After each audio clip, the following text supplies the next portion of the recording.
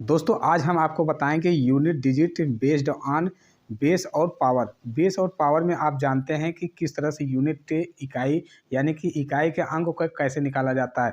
मान लीजिए अगर आपके पास जैसे कि 2 की पावर अगर 2 है, मान लीजिए इस तरह से है, तो आपको कहा जाएगा कि इकाई का अंक क्या होगा। 25 में 25 का स्क्वायर करेंगे तो आप जानते हैं कि 625 होता है। तो 625 में इकाई का अंक कितना हुआ, 5 हुआ। तो इसी तरह से अगर मान लीजिए 3 है और 3 की स्क्वायर करते हैं तो 9 होगा, तो इकाई का अंक क्या होगा, 9 होगा। अगर इसी तरह से 12 है, इसका स्क्वायर होगा तो 12 बारह में 144 यानी कि इतना हुआ, तो इकाई का अंक 4 हुआ। तो आपको सटीक तरीके से जल्दी से निकालने के लिए कैसे हम बताएंगे कि आपको इकाई का अंक निकालना है, ठीक है। तो आइए पहले स्टार्ट करते हैं। आपको जानते हैं कि आप 0 1 2 3 4 5 6 7 8 और 9 इतनी संख्याएं हैं। इतने के ऊपर यानी कि कोई भी संख्या आती है यक्स, इसके पावर इतना आ सकता है, यानी कि यक्स के पावर या तो 0 आएगा, या तो 1 आएगा, या तो 2 आएगा, या तो 3 आएगा, 4 आएगा, या तो 5 6 7 8 9 इतना आ सकता है, ठीक। आपको ये संख्या तो आपको पता है, यक्स के पावर कितना आएगा उसको भी आपको जानिए। देखिए सबसे पहले आप मान लीजिए, आपको ट्रिक क्या बता रहे हैं, 3-4 पॉइंट आपको लिखवाएंगे ताकि आपको याद रहे। सबसे पहले देखिए, अगर आपको 0 और 1 साथ ही साथ 5 और 6 इन 4 संख्याओं को आप नोट करके एक जगह आप कॉपी में नोट कर लीजिए। अगर 0 1 5 6 याद हुआ कि नहीं, 0 1 5 6, ठीक, पता चला। तो उसके अगर पावर में है कोई भी संख्या है, अगर ये घात में है, ये क्या है, घात है, जिसे हम पावर कहते हैं, पावर। और ये इसी को हम घात भी कहते हैं, हिंदी में घात कहेंगे और पावर कहेंगे। देखिए जब यक्स के पावर 0 है, या तो 1 है, या तो 5 है, या तो 6 है, तो इसका जो है सेम टू सेम इकाई का अंक जो है, जो यहाँ पर जो इकाई का अंक रहेगा वही इकाई का अंक रहेगा। जैसे मान लीजिए अगर 15 है, 5 है, 5 के ऊपर कोई भी घात है, यहाँ पे कोई भी घात रहेगा तो वह इकाई का अंक 5 ही रहेगा। इसी तरह अगर 36 है, इसके ऊपर कोई घात है, देखिए मान लीजिए यहाँ पे 36 है, अगर इसके ऊपर 1 है, 2 है, 3 है, कोई भी घात रहेगा तो ये 36 ही होगा, यानी कि लास्ट में 6 आएगा, ठीक।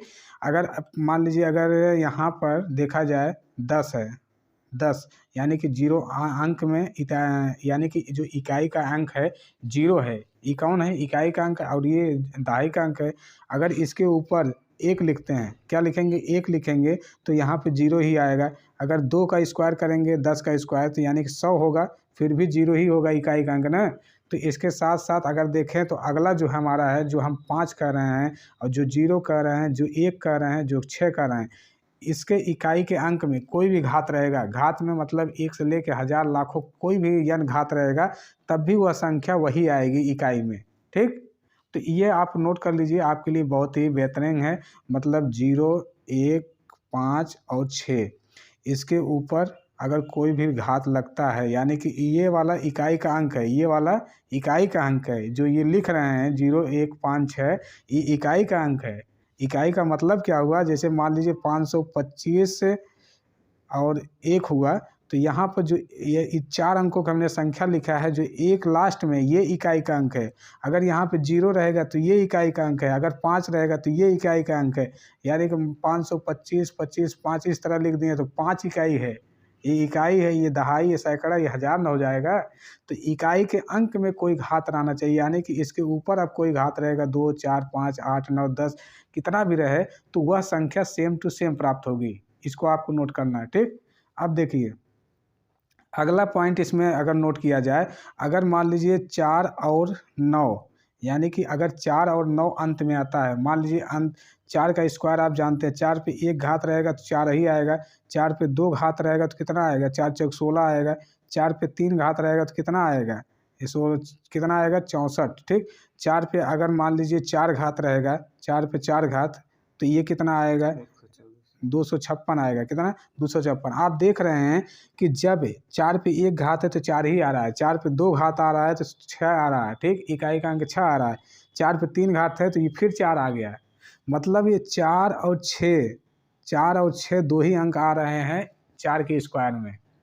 अगर चार का स्क्वायर आता है या 4 का क्यूब आता है तो इसमें 2 ही अंक की पॉसिबिलिटी है, 4 आएगा तो या तो 6 आएगा। इकाई के अंक 4 आएगा या तो 6 आएगा। तो आपको कैसे नोट करना है, अब देखिए 4 के ऊपर जब एक देख रहे हैं कि आप एक है, मतलब विषम संख्या एक जो है, आप मान के चलिए कि जो एक जो है आपका, क्या मान सकते हैं आप, एक की घात में जब इकाई का अंक जो है क्या रहेगा, मान लीजिए अगर इकाई का जो विषम संख्या है, याद आ रहा है आपको? जी सर।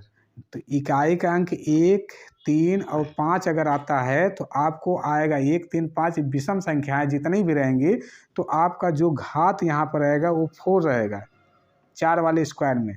अगर 4 लास्ट में इकाई के अंक में 4 है तो, और अगर आपका ये जो 2 ये सम संख्या है, 2, 4 और 6 ये सब सम संख्या होती है। अगर इसके ऊपर 4 के ऊपर है, यानी कि 4 मान लीजिए, आपको अगर लंबा अगर उदाहरण दे, मान लीजिए इस तरह 9, 8, 3, 4, इसके ऊपर अगर कोई भी संख्या है, कोई भी घात है, अगर ये सम है, मतलब ये घात अगर सम संख्या में है तो यहाँ पे इसका इकाई का अंक कितना होगा, 6 होगा। अगर विषम संख्या है यही, अगर ये यहाँ पे 41 रहेगा तो इसका जो इसके ऊपर अगर मान लीजिए 4 के ऊपर है तो यह जो है इकाई का अंक 4 ही होगा। मतलब इसमें 2 पॉसिबिलिटी है कि आपको या तो देखिए सम संख्या आएगी तो आपका इकाई का अंक 6 होगा, अगर विषम संख्या आएगी तो विषम संख्या आने पर इकाई का अंक 4 होगा। ठीक, अब आगे देखें तो आपको अगर 9 वाली संख्या बताएं, 9 वाले में क्या होगा, 9 का स्क्वायर करेंगे तो जो है 9 का अगर एक घात रहेगी तो 9 आएगा, 9 के ऊपर स्क्वायर रहेगा तो 9 9 81 होगा। अब देखिए यहाँ पे विषम संख्या होने पे 9 सेम टू सेम आ रहा है, जबकि यहाँ पे जो स्क्वायर करने पे जो है यानी कि सम स्क्वायर करने पे वह 1 आ रहा है। ठीक, तो यानी कि अब 9 में भी 2 ही पॉसिबिलिटी है, 4 में 2। अब एक अगर ग्राफ बना दें आपके लिए, देखिए ये आपका आधार है, क्या है, आधार, याद करिए, और ये आपका घात है। मान लीजिए आधार और घात, आपको एक चार्ट इसमें आपको पूरा क्लियर हो जाएगा।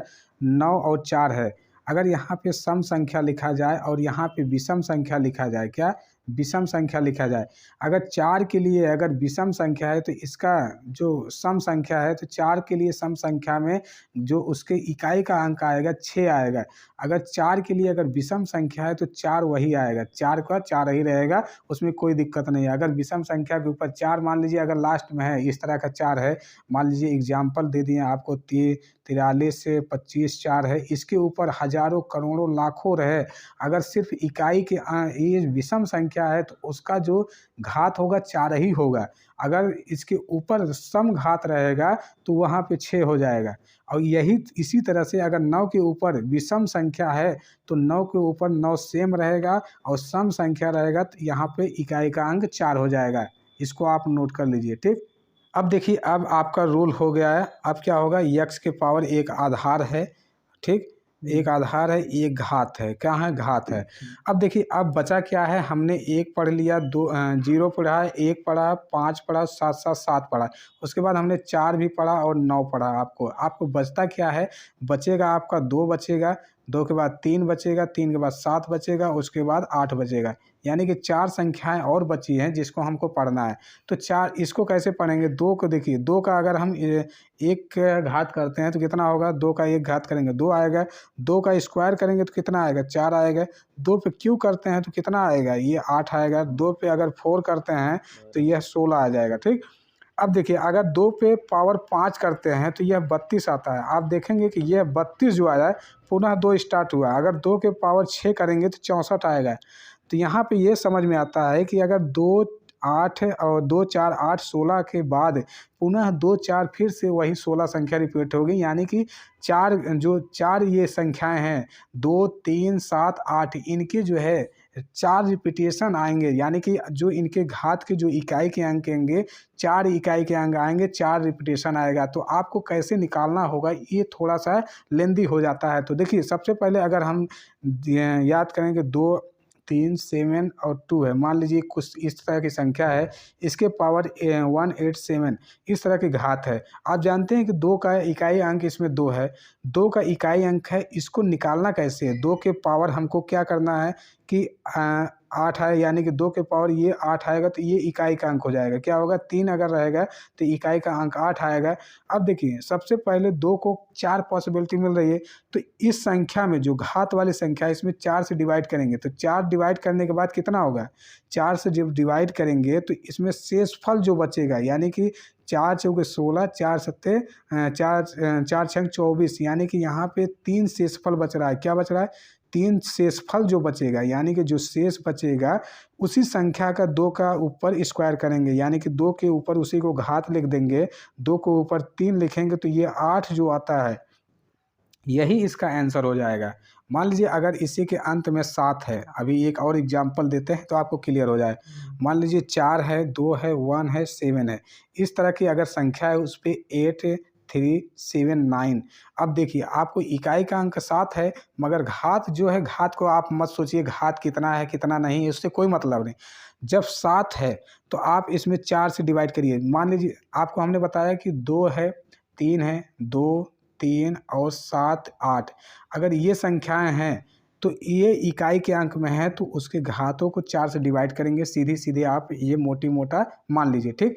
अगर 4 से डिवाइड करेंगे तो आपको कितना आएगा? देखिए आपका यहाँ पे आपका कितना है?